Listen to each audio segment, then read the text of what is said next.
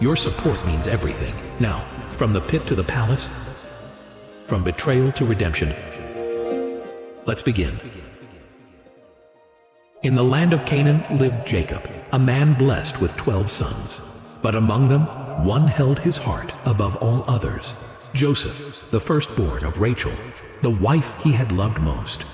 Joseph was 17 years old, and his father made no effort to hide his favor. While his brothers toiled under the sun, Joseph walked in privilege. And then came the gift that shattered whatever peace remained in that household. A robe of many colors, rich and beautiful, fit for a prince. My son, this robe is yours. Wear it and know that you are set apart. You carry your mother's face and my heart. The brothers saw the robe. They saw what it meant. And from that day, they could not speak a kind word to Joseph. But the robe was only the beginning. One night, Joseph dreamed a dream, vivid and strange. He saw sheaves of wheat in an open field, and his sheaf rose high while his brothers' sheaves gathered around and bowed before it. When morning came, Joseph told them what he had seen. Their faces darkened. Was he saying they would bow to him? The boy who had never worked as hard as they had? Then came a second dream, even bolder than the first. This time, the sun, the moon, and 11 stars all bowed down to Joseph. He told this dream not only to his brothers, but to his father as well. What is this dream? Shall I and your mother and your brothers indeed come to bow ourselves to the ground before you? Jacob rebuked him openly, but in the silence of his heart he wondered. He kept the matter in his mind. The brothers did not wonder. They seethed. The robe, the dreams, the arrogance of this boy who dared to see himself above them. And so hatred took root, quiet, patient, and waiting for its moment. Sometime later, Joseph's brothers took their father's flocks to graze near Shechem. Days passed without word, and Jacob grew uneasy. Go to your brothers and see if all is well with them and with the flocks. Then bring word back to me.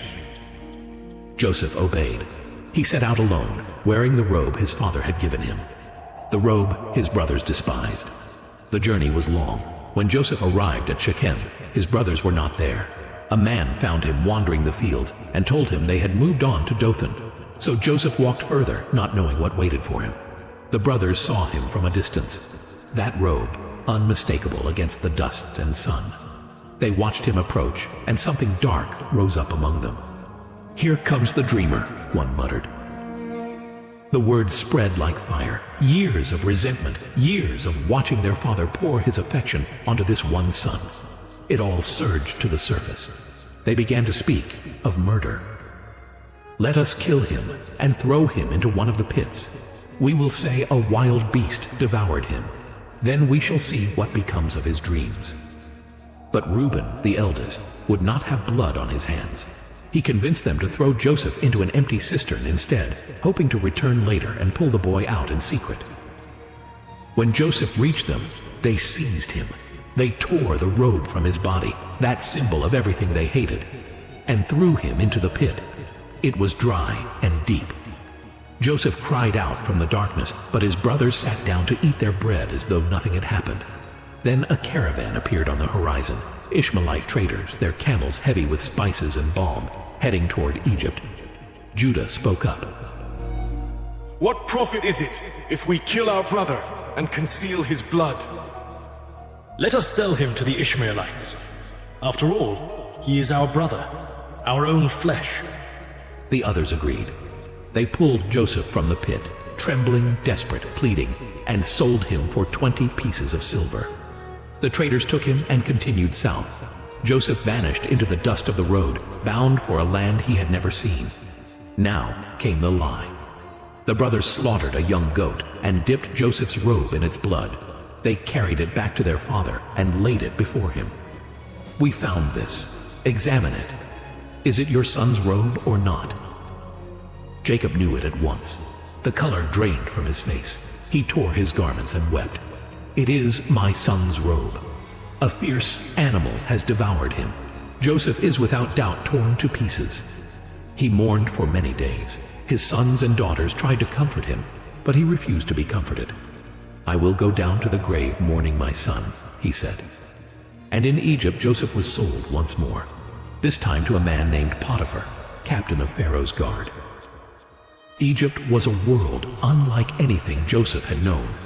Towering monuments rose against the sky. The air smelled of incense and the Nile. The language was foreign, the gods were foreign, and Joseph was now property. A Hebrew slave with no name, no family, no future. He was taken to the house of Potiphar, a powerful man who served as captain of Pharaoh's guard. There, Joseph was put to work among the servants. But something set Joseph apart. Whatever task he was given, it prospered. Whatever he touched seemed to flourish. Potiphar noticed. The fields yielded more. The household ran smoothly. There was an unseen hand on this young Hebrew, and Potiphar was wise enough to recognize it. I do not know what God you serve, but his favor rests on you. From this day, you will oversee my entire household. All that I have is in your hand. Joseph rose from slave to steward. He managed the servants, the livestock, the grain, the accounts. Potiphar entrusted everything to him and concerned himself with nothing except the food he ate. The Lord was with Joseph. Even in exile, even in chains, the blessing followed him. Joseph worked faithfully. He did not grow bitter. He did not curse the God of his fathers. In the silence of his heart, he remembered the dreams, the sheaves bowing, the stars bowing, and he held on. He did not know how those dreams would come to pass. He only knew that the God who gave them had not abandoned him. But favor in a foreign land is a dangerous thing, and not everyone in Potiphar's house looked upon Joseph with pure intentions. Joseph had grown into a man, strong, capable, and handsome in form and appearance. He carried himself with quiet dignity, and his presence did not go unnoticed. Potiphar's wife watched him. Day after day, her eyes followed him through the house. What began as glances became something more dangerous. Desire took hold of her, and she was not a woman accustomed to being denied. One day, when the house was quiet, she approached him. "Lie with me," she said. Joseph stepped back. He would not even look at her. My master has withheld nothing from me except you, because you are his wife. How then can I do this great wickedness and sin against God? She did not relent. Day after day she pursued him, with words, with looks, with opportunities. And day after day, Joseph refused. He avoided being alone with her whenever he could, but she was patient. One afternoon, Joseph entered the house to attend to his duties. No other servants were inside. She had made sure of it. She came to him and grabbed his garment. "Lie with me," she demanded. Joseph pulled away. He fled from her grip and ran out of the house. But his garment remained in her hand. She stood there, holding the cloth, her face twisting with humiliation and rage. If she could not have him, she would destroy him. She screamed. Servants came running. When they arrived, she held up Joseph's garment and let her voice tremble with false distress. "Look, this Hebrew servant my husband brought into our house came to mock me. He tried to lie with me, but I screamed. When he heard me cry out, he fled and left his garment beside me." She kept the garment and waited for her husband to return. When Potiphar came home, she told him the same lie, her voice wounded, her eyes full of tears. Potiphar's anger burned. The man he had trusted, the man to whom he had given everything. He did not question his wife. He did not summon Joseph to speak. He simply acted. Joseph was seized and thrown into prison, the place where Pharaoh's prisoners were kept. The heavy door closed behind him, and once again, Joseph found himself in darkness. He had fled from sin and been punished for it. He had done what was right and lost everything for it. Yet even here, in the cold silence of a prison cell, the Lord did not abandon him. The same favor that had rested on him in Potiphar's house followed him into chains, and God's purposes were far from finished.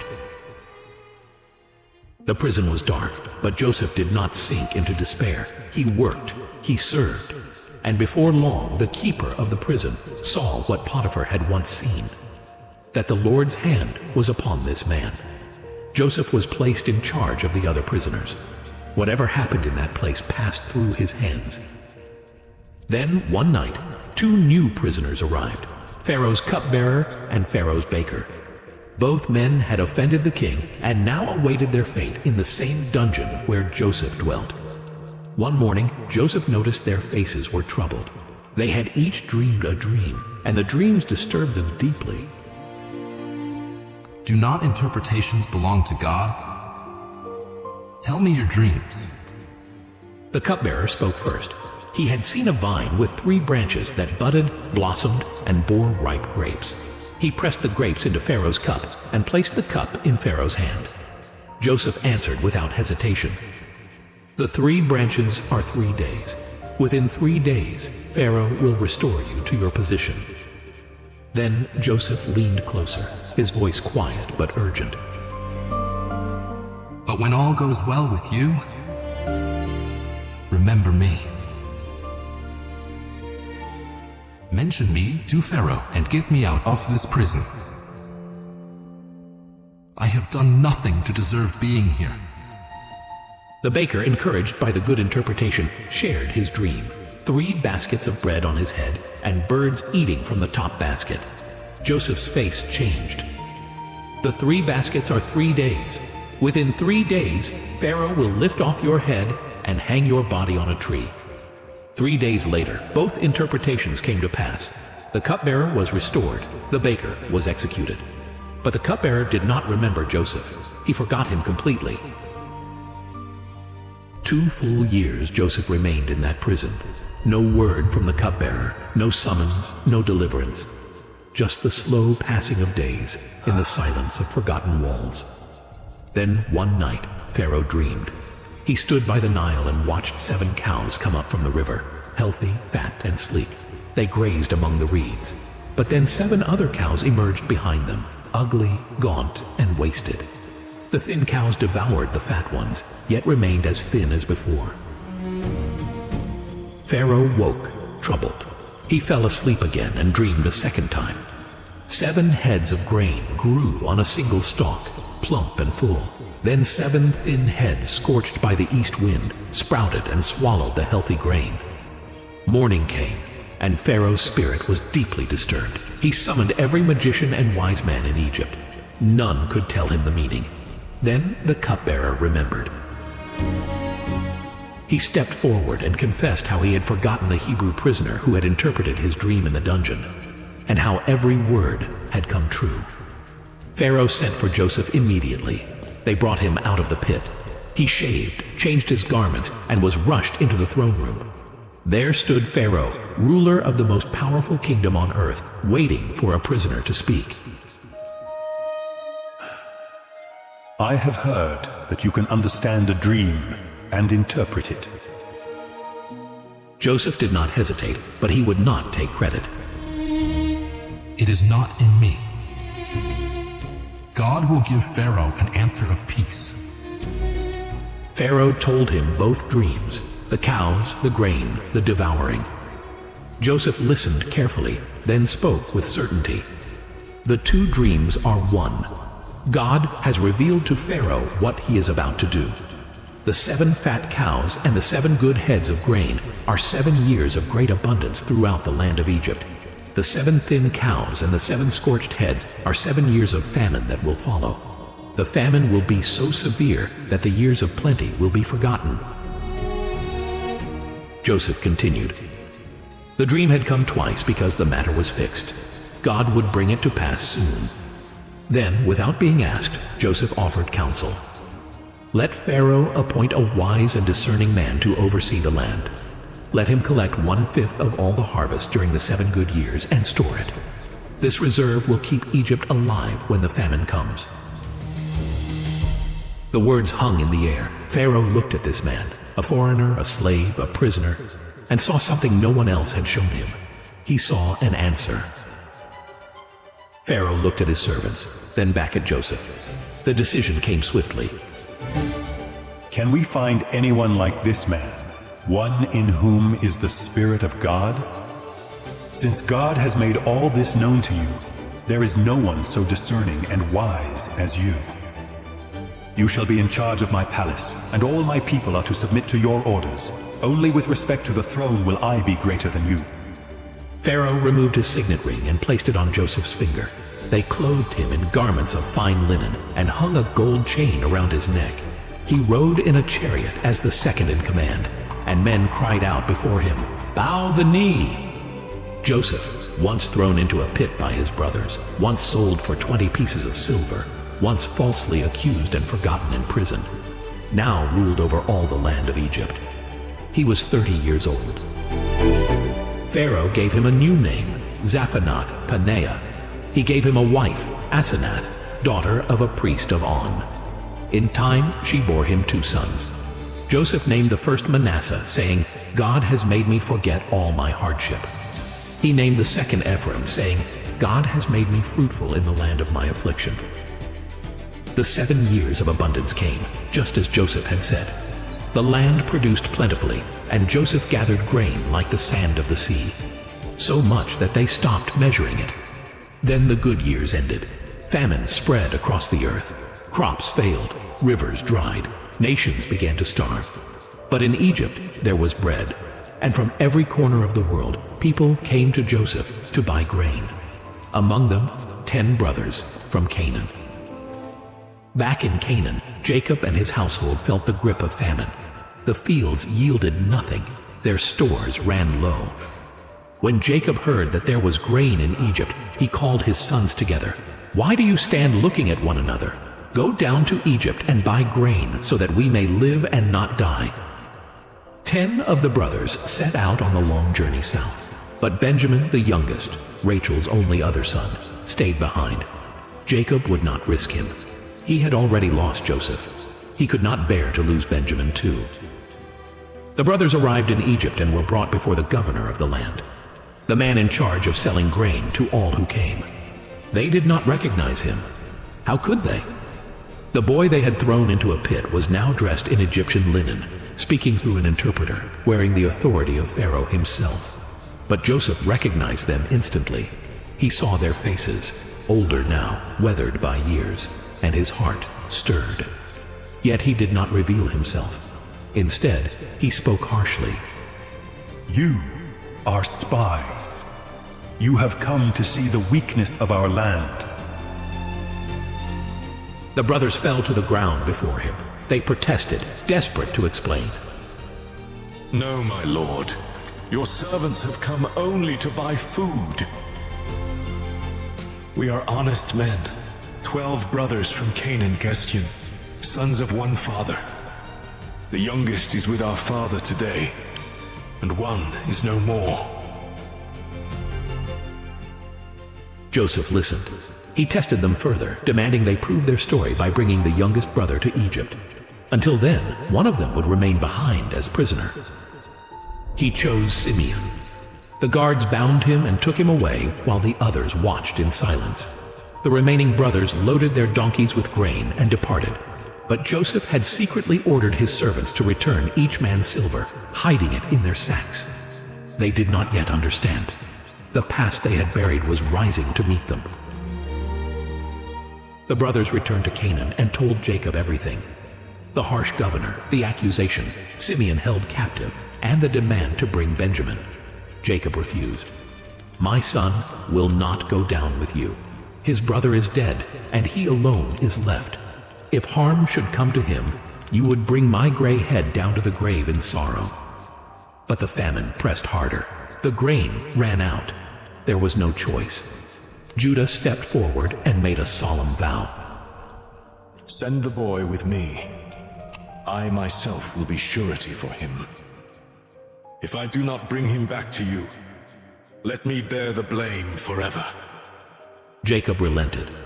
He sent them off with gifts, balm, honey, spices, myrrh, and double the silver to repay what had been returned. and he sent Benjamin. When Joseph saw his younger brother among them, his composure nearly broke. He turned away and went into a private room to weep. Then he washed his face and returned.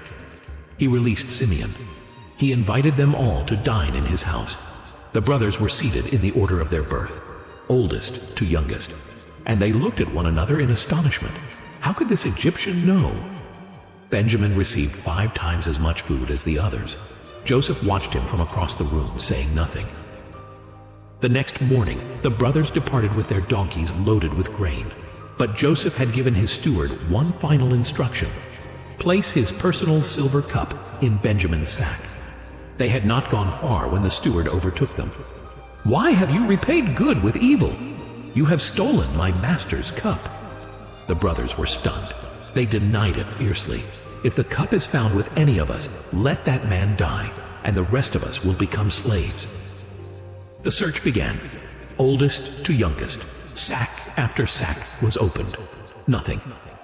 Then the steward reached Benjamin. He opened the sack, and there, gleaming in the morning sun, was the silver cup. The brothers tore their clothes in anguish. They returned to the city, dreading what awaited them. Joseph was waiting. His voice was cold. "What have you done?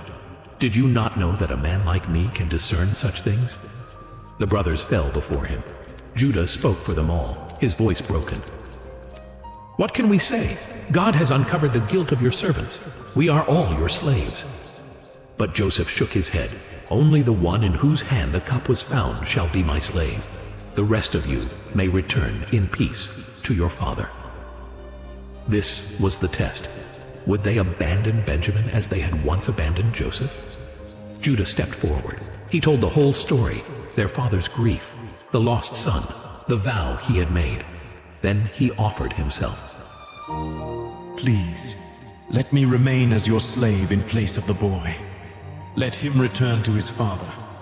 For how can I go back if the boy is not with me? I cannot bear to see the suffering that would come upon my father. Silence filled the room.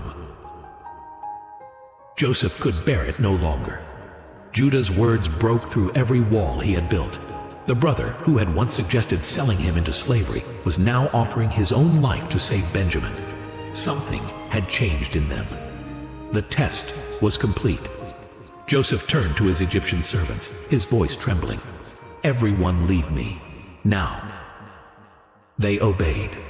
When the room was empty and only his brothers remained, Joseph let go. He wept, not quietly, but with loud, heaving sobs that echoed through the hall. The sound carried beyond the walls. Pharaoh's household heard it. The brothers stood frozen, terrified, unsure what was happening. Then Joseph spoke, not in Egyptian, but in their own tongue, the voice of their youth, the voice they had tried to forget. I am Joseph. Is my father still alive? The brothers could not answer. They stared at him, paralyzed with fear. The boy from the pit, the dreamer they had sold. He stood before them now as the most powerful man in Egypt. Joseph saw their terror. He called them closer. They did not move. He called again, gently. "Come near to me." They stepped forward, trembling. I am Joseph, your brother, whom you sold into Egypt. But do not be distressed or angry with yourselves. It was not you who sent me here, Pod. It was God. He sent me ahead of you to preserve life. The famine has lasted 2 years, and 5 more will come.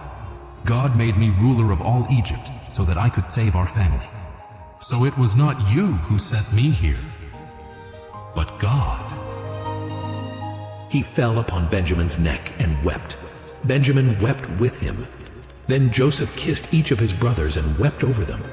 Only then could they bring themselves to speak. News of the reunion reached Pharaoh's palace. Pharaoh was pleased and told Joseph to send for his father and his entire household. He promised them the best of the land of Egypt. Joseph gave his brothers carts, provisions, and new garments. To Benjamin, he gave 300 pieces of silver and 5 sets of clothes. He sent donkeys loaded with grain, bread, and goods for the journey. As they departed, Joseph looked at them one last time. "Do not quarrel on the way," he said. They returned to Canaan and found their father. The words tumbled out of them. "Joseph is alive. He is ruler over all the land of Egypt." Jacob's heart went numb. He could not believe it. But when he saw the carts Joseph had sent, his spirit revived. "It is enough," he said. "My son Joseph is still alive. I will go and see him before I die." And so Jacob journeyed to Egypt with his sons, their wives, and their children, 70 souls in all. Joseph rode out to meet his father in Goshen. When he saw him, he fell on his neck and wept for a long time. The dreamer's dreams had come to pass. The family was whole again. And so ends the story of Joseph. A story of betrayal and blessing, of suffering and sovereignty, of a boy who lost everything and a man who forgave those who took it from him. But this story is not just about Joseph. It is about us. Perhaps you have been thrown into a pit by people you trusted. Perhaps you have done everything right and still found yourself in chains. Perhaps you are waiting, forgotten, unseen, wondering if your dreams will ever come to pass. Joseph's life reminds us of this. God does not waste your pain, every pit, every prison, every delay. He is working through it all. What others meant for evil, God can turn for good. Not sometimes, always. The same God who watched over Joseph watches over you. He has not forgotten you. Your story is not over. Hold on. Stay faithful.